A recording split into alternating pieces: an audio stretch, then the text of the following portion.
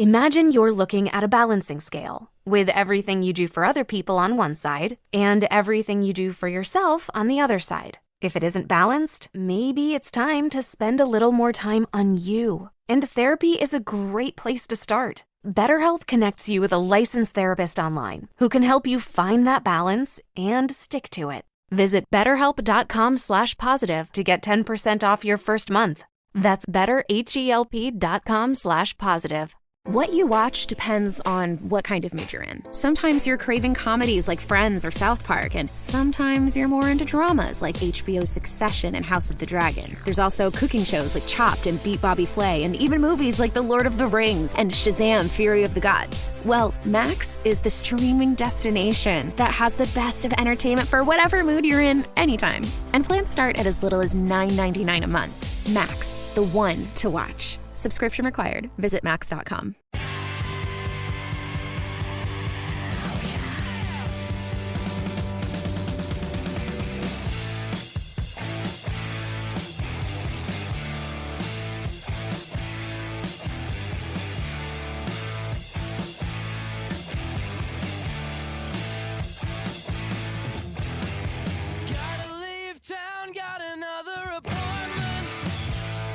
Welcome back, everybody. Hour number 2 of Sports Daily on a Monday. Tommy Castor and Paul Savage, Jacob Albrecht out on vacation this week, and I'm back after being gone for a week of having our new baby in the house. And so we're kind of playing musical chairs a little bit with the hosts of the show this week and last week. Appreciate Paul stepping in and filling in the last couple of weeks for us as we navigate new baby and vacations and all of that stuff. Definitely that time of year, but looking forward to being here. And of course, it's hour number 2 of the program today.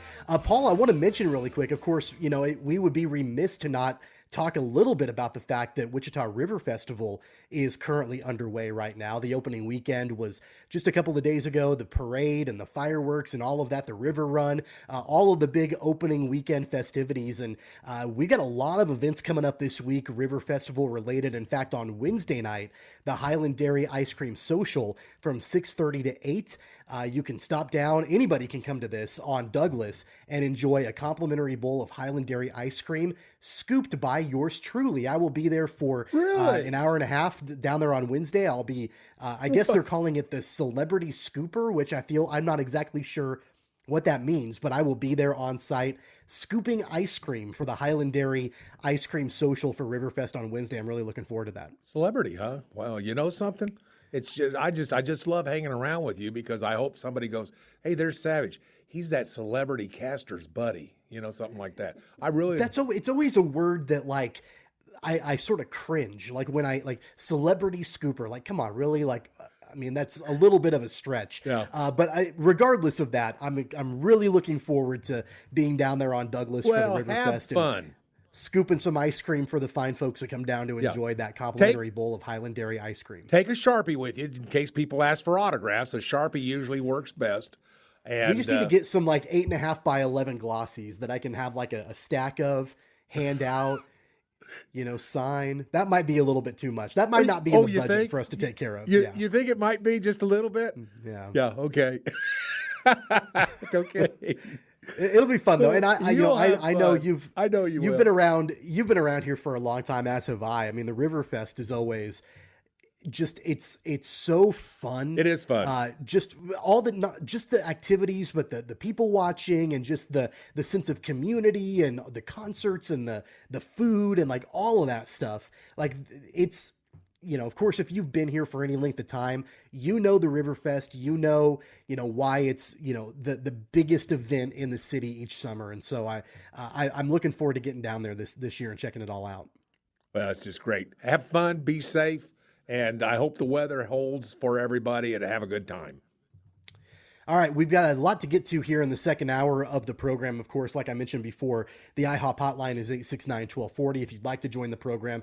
Paul, you sent this to me over the weekend, and I've been following a little bit of this since I was out last week, but really haven't been, way tuned into all of the updated news on conference realignment and all of that as it relates to the Big 12. I know that Brett Yormark has been aggressive in his pursuits and conversations with other schools, but you noticed this the other day, I believe, that Colorado might be on the verge of joining the Big 12. What have you been hearing? Well, it looks like that is the case, that Colorado will be the first shoe to fall from the Pac-12 and is going to indeed happen as soon as this week. Now, I don't know if that's the case, but we will see. But it sure does look like that this is about to happen, is going to happen, and then it's going to put that whole new set of pressures on the four corner schools, the other four corner schools, which would be Arizona, Arizona State, and, of course, Utah, and see what happens with them. I think it's very interesting that Colorado would be the first to join, but I'm not surprised, and here's part of the reason why. Where did Colorado leave? I mean, it left the Big Eight, participated in the Big Eight, Big 12 for many, many, many years, and not surprised that they would be the first one back. They're that kind of way out towards the east part of that conference anyway, so this makes sense to me. Everybody, and I say everybody, most of the sites that I look at on an extensive basis are predicting that this could be the week. This is we're at the point now where Colorado will join, and they will get their full share. By the way, they will get their full share of Big 12 money, which is what 41,000 is. I think without I don't have the notes in front of me, but 41,000 might be that amount. But it looks like Colorado is definitely headed towards the Big 12 by just the number of articles that I saw about Colorado this past week. They're on their way, I think. Don't know, but I think that's what's going to happen. Yeah, so there are a few different articles out here that are citing the Swaim show, which I'm not familiar with the Swaim show, but apparently that's the show that's reporting that Colorado is on the verge of joining the Big 12. It's not just Colorado. Apparently Arizona is also another school that is allegedly on the verge of leaving the Pac-12 and joining the Big 12. But according to this report, they also say that nothing becomes official until the Pac-12 gets their TV deal finalized. So I'm guessing that Colorado and Arizona, maybe they want to hedge their bets. I'm guessing they want to see what that media rights deal looks like with the Pac-12 before making that decision. But I guess if this is where we are right now, this would lead me to believe that Colorado and Arizona, neither one of them feel all that confident or optimistic that they're going to get a good media rights deal from the Pac-12. And I mean, that's been the speculation for a long time, right? That the Pac-12 twiddled their thumbs, they drug their feet, they weren't aggressive, they didn't go out there and try to get a good media rights deal. And here we are. They still don't have one. And now you've got potentially a couple of their conference schools that are looking at leaving and joining the Big 12. My question is, and this is less about Arizona and more about Colorado, Paul, do you think there's any hard feelings from Big 12 fans that Colorado left the conference in the first place and now they want to come back? No. I mean, I would be that example. How about you? You're a KU guy. You love the University of Kansas. Are you mad at Colorado? Do you want to harbor some sort of disdain for them because they left? They did what was thought best for them at the time. I get it. I don't blame them. It almost worked out. It almost was a good thing for them, but over time it is proved that it's not. And by the way, that latest TV deal, I mean, a lot of these teams in the Pac-12 are balking because we're talking about streaming. We're not talking about broadcasting, Tommy. We're talking about streaming. And I think a lot of athletic programs are not convinced streaming is not yet, might be in the future, but not yet the way to go. They want broadcast rights, so that's part of it too. But no, I don't think anybody's going to care that Colorado was once a member. I think we're all going to say welcome back to where you belong, where you should have never left. But we understand it. But now that you're back, and then you're going to see other dominoes fall. Because last week, Jacob and I talked about the fact that looks like the Big 12's looking at UConn. Appears, which I don't think anything's going to happen. Gonzaga for basketball only, and I hope nothing goes on with Gonzaga. I hope they're not allowed to join because Gonzaga is as good as long as Mark Few's going to be there. When he leaves, then who knows what's going to happen. But right now they're one of the best programs in America. But this is all personality based, is why they're as good as they are. So I hope that doesn't happen. But also, And this was just new. I tried to find this article. I sent it to Jacob on Friday. Just saw it. Looks like the Big 12 is starting to develop interest in Memphis. And I'm sitting to thinking to myself, well, I had Memphis going into the Big 12 way back when everybody else went in, the Cincinnatis and the Houstons of the world. I had Memphis going in. I thought they should have gone in. I think that is a diamond in the rough. I believe that's a program that could be developed into really something special. That are already special in basketball, obviously, but the same with football. And it looks like the reason being in the article that I sent Jacob, and now that I can't find, by memory, I'm remembering one of the things that the Big 12 was looking at was a presence in the South. Big 12 feels they don't have enough presence in the South. Let me read into that. They don't have enough presence in SEC country. And that's how I read that. And by that comment, it looks like maybe there's going to be fishing for some other teams in the Deep South and try to get a foothold into that part of the country and not leave it all exclusively. When I say exclusively, it is exclusively SEC football teams. But, boy, there's a lot going on. UConn, I think, would be a great fit. Part of the reason is because they're, 20 minutes away from Bristol, which is the home of ESPN, Tommy? You think ESPN would pay attention to that? And because it jumps them into, it gets them a presence in the New York City media market a little bit too. Sure. And that's really what Brett Yormark, I think, is trying to do. I mean, he's looking at areas where you can get really good media market presence, like Houston. I mean, that's a big reason why the Cougars are joining the Big 12. If they can get UConn and have a little bit of a foothold in New York City, that's a big deal. I found the article that you were referencing about Memphis. Oh, okay, good. Coming from 247sports.com, that the Big 12 is targeting potentially Memphis as a conference target, and that's being reported by the Daily Memphian newspaper and others. It was kind of surprising to me, Paul, when the first announcement came down about the teams that were going to be joining the Big 12 from the American, that Memphis was not on the list. Yeah. I would have thought Memphis would have been on Me the too. list. And, you've got Cincinnati and Houston and UCF, and I just expected to see Memphis on there. They've got a high-profile basketball program. They're not great right now.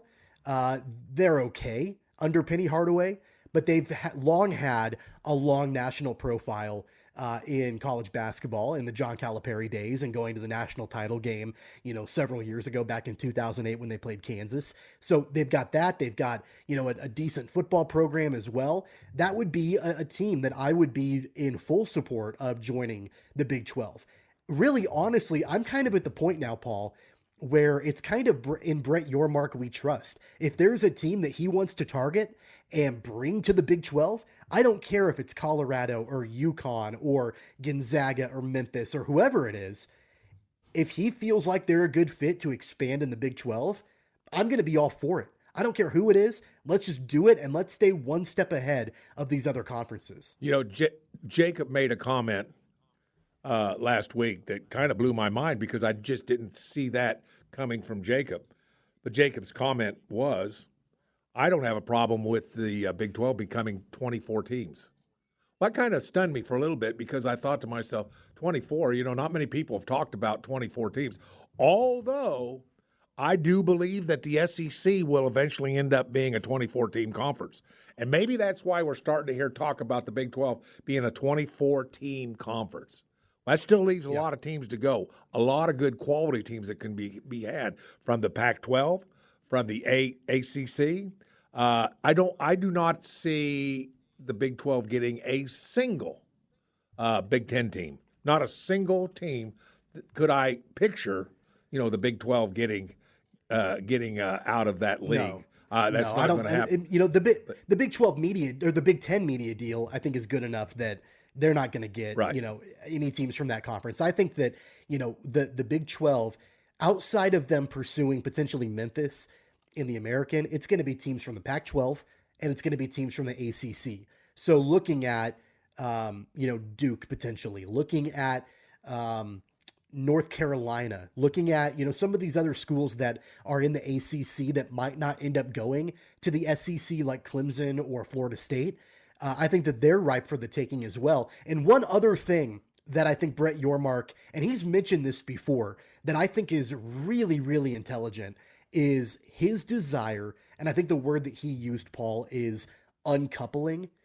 His desire to uncouple football and basketball in media rights deals. Because right now, as it stands, the conference enters these media rights deals for both football and basketball. Yormark feels like if you separate those two sports out, the conference could potentially make more money. You do one deal for football and you do one deal for basketball. And I mean, think about, and we know that football drives the ship, right? But think about how good this expanded Big 12 basketball conference would be. Jacob and I have talked about this before. You add UConn, who just won the title. What if you add Gonzaga? What if you add, some of these other schools that Arizona potentially, they're a perennial top 10 team in America. Think about how good that basketball conference from top to bottom would be. It's going to be great even without these teams. But if you can, in Brett Yormark's words, uncouple football and basketball, the Big 12 could make a ton of money on both football and basketball if you negotiate separate deals. Right. It's going to take a while to get there, though, Tommy, partly because, well, first of all, the Big 12 is not going to get any ACC teams until, say, Clemson, Florida State, pick your other team from that conference goes to the SEC. And don't get me wrong, I think it's just a matter of a year or so before the SEC says, you know something? I kind of like Clemson. South Carolina may also fit in our portfolio in the SEC. We definitely want Florida State. We want them, obviously. Miami? No, I'm not quite sure they fit in with what we want to do. I don't think they do. But you could see the ACC. Gosh, I always want to go AAC. The ACC. You could see them blowing up, and you could see some of those teams that remain going to the Big 12. But it's not going to happen, at least as I see it, and watch it happen this afternoon. But I don't think it's going to happen until the SEC takes those teams they want. And I could certainly see in their desire to go to 24 teams taking 4, 5 maybe teams out of the ACC. I think it could happen. In fact, I think it will happen. What do you think of that? I think it will too. I think it's a matter of time before the SEC decides that, based on the football programs, that Clemson and Florida State are both schools that would be beneficial to have in the SEC. I think it's going to be a matter of time before at least those two teams join the SEC. And then you've got, some of these other teams that maybe don't have powerhouse football programs, but are still good. Like North Carolina under Mac Brown is a good program. Duke is a good football program. What? Like, these are our programs. What? Duke played in a bowl game, and they played in bowl games, right? Well, like they've been ranked. I'm just saying that right, they're not at the caliber of joining the SEC, but they could potentially be ripe for the taking for the Big 12. And then think about the basketball product. When you've got Kansas, Duke, and North Carolina in the same conference, I mean, come on now. Like, come on. Like, you would take that in a heartbeat. Because think of the money that you could make when you've got those schools potentially in the same conference. And then, of course, you potentially add those schools in the Pac-12, Arizona and others. That basketball product would be the second best basketball product in America behind the NBA. It would be the NBA and then Big 12 basketball. I mean, that basically would be the way that it would all play out. My other question on this, Paul, do you think that Colorado would be nearly as attractive of a target for conference expansion for the Big 12 if a guy by the name of Deion Sanders was not the current head coach at Colorado? Well, that is an excellent question. And I think it would be yes. And I say that because, with the University of Colorado in the Big 12, they're located in one of the, largest cities in the western part of the country with Denver, and Denver is one of those places where, large population included along the baseline of the Rockies with Colorado Springs. The population is just unbelievable. And I believe that it would bring back some of the lore and the fun of college sports again. Right now, they're not a factor. Right now, the Rockies are hardly a factor. The Nuggets are a factor because they're in the NBA, but it's a Broncos area. Broncos this, Broncos that. show me somebody that doesn't wear a Broncos cap or a T-shirt, and I'll show you somebody that doesn't know what sports is, because that's what it all is. I mean, I go out to Colorado. I have a little place out there, as people know.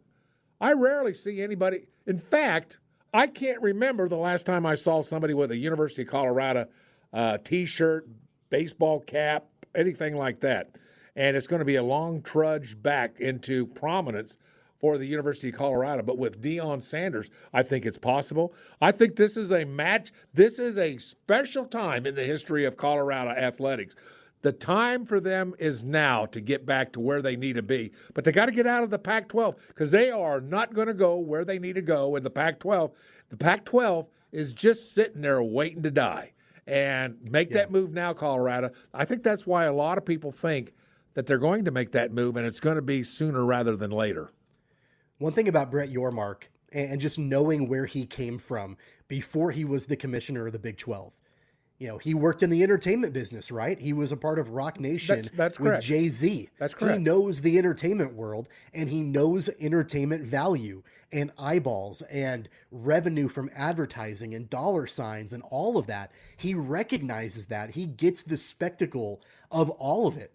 Deion Sanders, Coach Prime at Colorado, is a spectacle.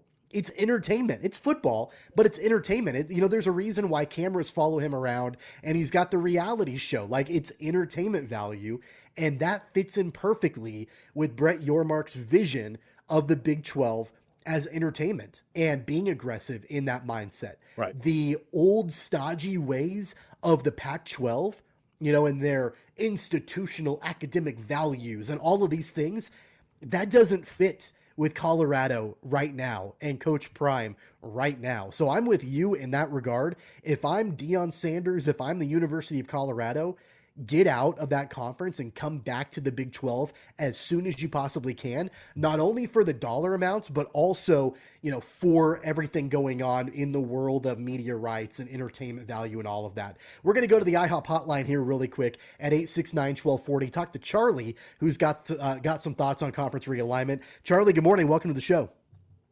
Good morning, guys. How you guys doing this morning? Good, Charlie. Doing great. Good. Hey, real quick, my question for you guys is, do you think they'll still continue to call it the Big 12 if we add more than 12, or do you think they'll keep it as the Big 12?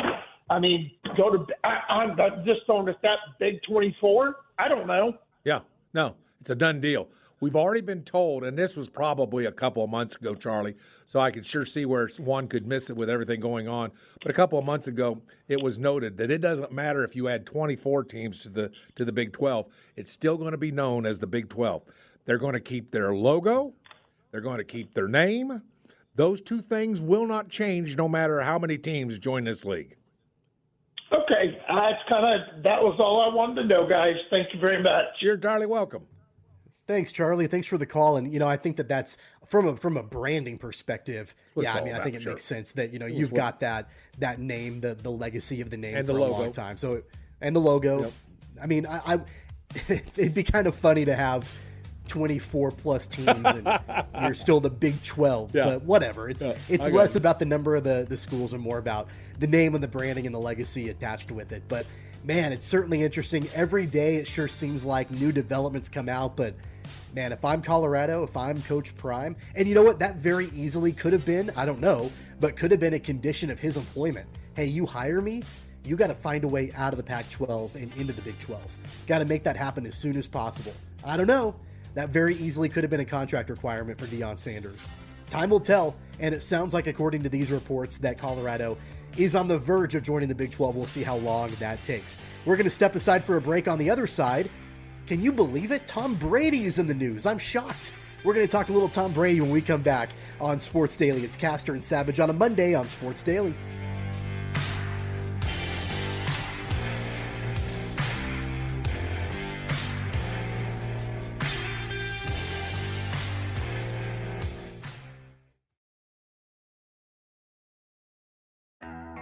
You are getting sleepy, very sleepy. Your CPAP mask is clamped tightly to your face. Right, my darling? Yes, dear. You will not toss and turn through the whooshing. You will not throw the mask. You will not dislodge the hose and blast air all about the bedroom. You will not wake me, your loving husband, who yearns for even a single night of uninterrupted slumber, please. It's not working, Harold. People who struggle with CPAP have partners who struggle too. Luckily, now there's Inspire. Inspire treats the root cause of sleep apnea inside your body. While you sleep, Inspire keeps your airway clear so you can breathe normally and rest comfortably. No mask, no hose, just sleep. When I snap my fingers, you will remember to visit inspiresleep.com to learn more. Inspire, sleep apnea innovation. Inspire is not for everyone. Talk to your doctor to see if it's right for you and review important safety information at inspiresleep.com.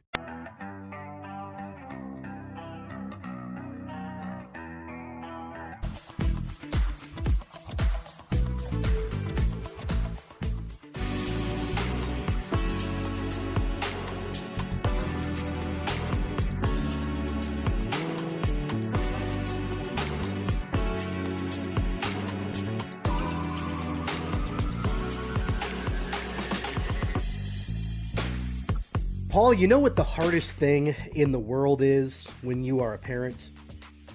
It is, well, I mean, there are a lot of hard things, right? Right.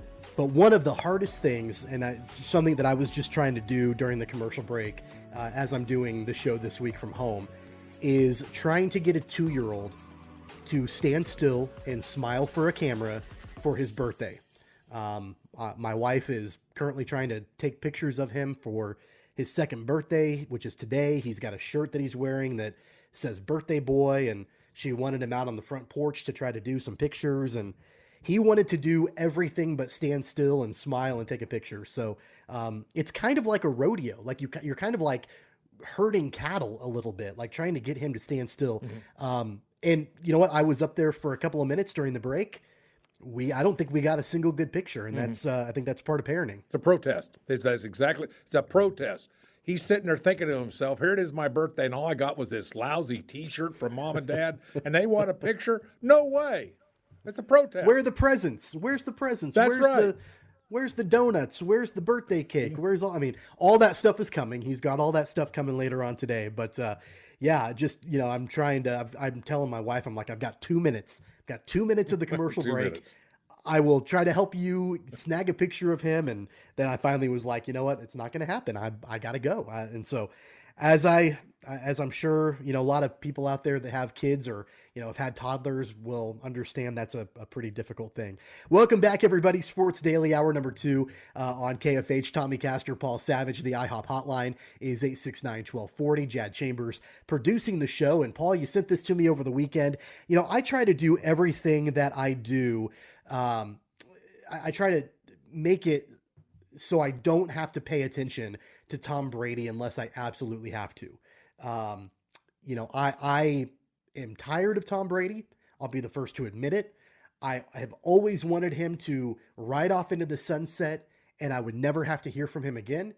Unfortunately, that's not the case because it looks like he's going to be entering a world of broadcasting now that he's done playing in the NFL. And you sent me the article that a few days ago, he reaffirmed his commitment that he is retiring. He is done. He's not going to play again. Do you believe him? Well, something, I'm starting to believe him. I really am. I guess I do. I guess I believe that he's going to have other things he can do.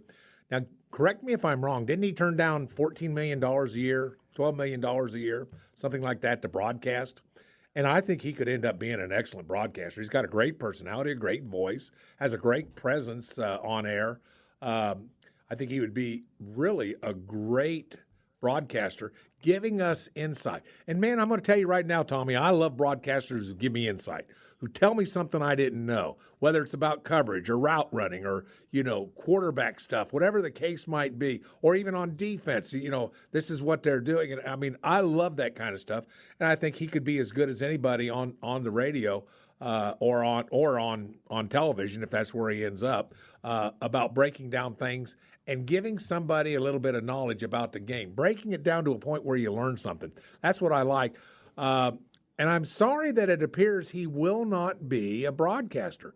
He's turned this money down. Can you imagine turning down $12 million a year, Tommy? I mean, because I think he will be a broadcaster. Okay. Well, I think that it's up in the air. Like, he's got the deal. Like, the deal is done with Fox for him to be a broadcaster. But he hasn't done. I just wonder, he hasn't done it, and he's taking this right. year off allegedly to get ready to be a broadcaster. I just wonder, when push comes to shove and that time happens, will we actually see him in a broadcast booth? And that's the thing that I think that drives me crazy with Tom Brady is the will he, won't he situation. And for a long time it was, will he, won't he retire? Will he, won't he go to Tampa Bay? Will he, won't he go to the Dolphins and be a part owner and player? Will he, won't he be a minority owner for the Raiders? Like, all of these different, like, he stays at the top of the news cycle because there's always speculation and there's always a question if he's actually going to do this or do that. You know, the first time he retired and then he came back. And so now we've got an entire year where he won't be a broadcaster, but the deal, I believe, is signed for him to be at Fox. We have an entire year to sit and wait and think, will he or won't he actually follow through with that deal and become a broadcaster? And like, that's the part that annoys me, is just the constant, like, will he, won't he actually do something? Well, I think I'd rather have him as a broadcaster. I think I personally would enjoy him as a broadcaster. What if he comes back and he's not as good? I want to have that vision of Tom Brady being as good as he was when he left the game, going out on top. There's an old saying, go out on top is the best way to go out. And I think that's what Tom Brady has done. If he comes back, I want a commitment for 100,000 passing yards. He's at 81,000? Tom Brady, if you don't come back, that's okay. But if you do come back, make me a promise. You will reach 100,000 passing yards in the NFL. That is a record, Tommy, that I think will be very, very, very difficult to break. Yeah, no, I think you're right. And I think that, that would have been absolutely a narrative if Brady continued to play. He did reaffirm his commitment that today is June 5th. So back on June 1st, it would have been, I guess, on Thursday, he was on a podcast where he reaffirmed his decision that he was not going to be playing in the NFL anymore. I don't know. And that brings up the big question. How much do we believe Tom Brady? Well, is it kind of the boy who cried wolf? Is it the, hey, you retired once and then you came back? How can we believe you again this second time? Fool me once, shame on you. Fool me twice, shame on me for believing you. So I wonder how much doubt there actually is about whether or not he'll actually suit up again. Well, two phrases come to mind. One, pushing your luck. You know what I mean by that? Pushing your luck with your age, with your health, all that kind of stuff. That comes to mind. And then, be careful what you wish for. I don't want to see Tom Brady come back and get hurt. I really don't want to see that. Tom Brady's healthy. Tom Brady's got his legs under. Tom Brady hasn't taken those kind of hits that would, penalize your health later on in life. Hell, he's already later on in life. So with that being said, I hope he doesn't come back, because I don't want to see anything happen to him. I don't want to see him, blow a knee, anything like that. I don't want to see the cart come out and get Tom Brady, which could happen at his age. Well, heck, it could happen at any time with quarterbacking, but I hope he doesn't come back. I hope it's done. I hope he's done. And I look forward to the new Tom Brady. I look forward to a Tom Brady in the broadcast booth. I'll guarantee you one thing. I'm going to learn stuff. I mean, I know a little about football. I confess I know, well, even maybe a little more than the average person. Okay, I give you that. But I'm looking forward to learning a whole lot of stuff from Tom Brady. And, just don't take a chance with your health. You've played all these years without major injury. I would consider that, a good thing. And I would say that's good, and I'm done. So that's what I kind of hope. I hope he doesn't come back, Tommy. I know that's selfish, though, in a way, because I know he's good for the game. But there are a lot of other things that can be good for the game. Patrick Mahomes is good for the game. Let's concentrate on Patrick Mahomes. So this alleged new contract with Fox Sports to be in the broadcast booth, not this coming season, but the next season, 10 years, $375 million. So $37.5 million a year to be a broadcaster with Fox Sports. Significant amount of money for Tom Brady to be a broadcaster. I think one of the big questions is the prep time, that it takes to be a broadcaster and the travel that it takes to be a broadcaster. All of those things. I'm not saying he can't do it. I think he can. But part of the reason that was cited when he left and retired for, I guess, what is officially the second time, was that he wanted to spend more time with his family. He wanted to be home more. Right. If you're a broadcaster and I think that you could think that with that kind of money that Fox wants him to be the lead broadcaster for Fox, you're going to be on the road a ton. You're going to be traveling a lot. You might even be on the road more as a broadcaster than you were as a player because you don't have home games, right? You're traveling all over the country. You're not coming in, a couple of days before the game. You might be coming in 3 or 4 days before the game and doing prep work and getting ready for the prime Fox game of the week. You're doing all of these things. You might actually be home less than you were when you were actually a player. So all of that plays into it where, we've got quite a bit of time before he, I guess, is supposed to make his entrance into the booth. There is a part of me that thinks that time will come and we won't see Tom Brady as a broadcaster. Well, I appreciate your comments on prep time, because I hadn't really thought about that, but you're exactly right. Prep time is a lot. I mean, prep time will far exceed how much time he's really on the air. I mean, even our little old show right here, you and I both do a lot of prep. I mean, it's not like we just get up out of bed, roll over, throw some jeans on, and go do a radio show. We kind of work at it. And I hadn't really thought of it that way, Tommy. The way you just put it with show prep, it's correct, and it's going to be a lot more than you and I do, that's for sure. But I get it, and I understand that. So it kind of gives me a better perspective, having talked about this with you. I really have a little better perspective upon the decisions that Tom Brady is making. And isn't it kind of interesting, though, to say, I'm going to leave I can't believe I'm about to say this on the radio. I'm going to leave $37 million on the table this year. I don't need it.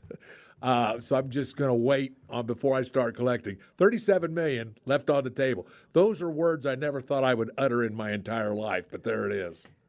Here's Tom Brady's quote. He says, "I'm looking forward to my broadcasting job at Fox next year. I'm looking forward to the opportunity ahead with the Raiders. And we're in the process of that, along with the other different things I'm a part of professionally and in my personal life, just spending as much time with my kids as I can and seeing them grow up and support the different things that they have going on. And that's a very important job. And I take them all pretty seriously." So he's pretty clear, at least from what he's saying from the other day, that he will not be playing again. Time will tell. I don't know. I mean, that's the thing about Tom Brady.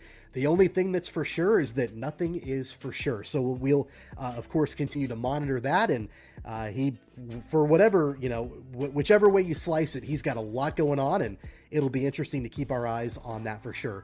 We're going to take another break, our final full segment coming up on the show. When we come back, an update, some sad news over the weekend. The matriarch of the Kansas City Chiefs, Norma Hunt, passes away yesterday at the age of 83. We will talk about that after the break on Sports Daily.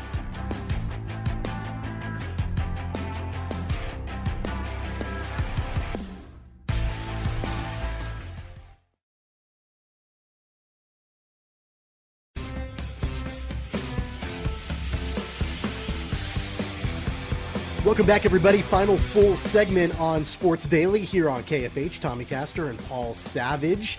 Jad Chambers producing the show. The IHOP hotline 869-1240. And Paul, we wrap up the final segment of today's show. A little bit of sad news. The matriarch of the Kansas City Chiefs, Norma Hunt, passed away over the weekend at the age of 85. She was the first lady of Chiefs football and was the only woman to attend every single Super Bowl in the history of the game. Of course, very visible during her time with the Chiefs, and definitely a sad story as we kick off the week here on Sports Daily. Right. And I have a great amount of respect for the Hunt family, and going back to Lamar. And I guess my story, my personal story with Lamar Hunt is, Tommy, I know you get fans letters and you probably get requests in the mail for your autograph all the time. All the time, daily. And you know, that not so much today, but there was a day up to at least the last few years where people would sit down and write for an autograph. And it was an honorable way to get somebody's autograph that you will probably never meet in person. Well, over the last 25 years, I probably wrote Lamar Hunt 50 times asking for autographs. And every time I ever wrote him, he would send me back 2 or 3. And I got a ton of his autographs. And I came to understand that the one thing about autographs is that it's an extension of a person and who they are. And it tells a lot about their character when people sign autographs for people they don't know. It says, I don't mind giving you a part of me to you. That's the way I've always looked at it. So knowing that about Lamar Hunt, I have a great amount of sadness that his wife is now passed. Lamar passed, maybe 10, 12 years ago? It's been a while. And I have a lot of respect for that family. They are kind. They have always been nice to me. At least Lamar Hunt was always nice to me. So with that being said, it got my attention when I saw her passing, and I thought, if she was anything like her husband, she was a great lady. Yeah, of course, that franchise, just the historic nature of what that family has done for the game of football, for the NFL. Come on, it was Lamar Hunt and Norma Hunt that named the Super Bowl Super Bowl, right? That's right. It was they did it. It's the biggest sporting event in the history of the planet. They named it. So I don't think you can overstate the importance of what Norma Hunt brought to not only the Kansas City Chiefs organization, but to NFL, to football, professional football in general. Right. The Lamar Hunt trophy is, named after, Lamar and the family. Right. That goes to the AFC champion. And let's not everything that they did with the AFL and then the merge with the NFL, incredibly instrumental as to why the NFL is what it is today. And what a journey they have been on through football. Notwithstanding, if you remember, their love for football was so special. They took a roll of the dice and bought an old American League. I didn't say American Conference. I said they bought an old American League football franchise in Dallas. And I know you know the whole story of moving from Dallas to the Dallas Texans, right? And then, of course, the merger after the Jets won the Super Bowl in Super Bowl III. It was something. That was a roll of the dice. A lot of those guys didn't last. A lot of those guys lost a lot of money.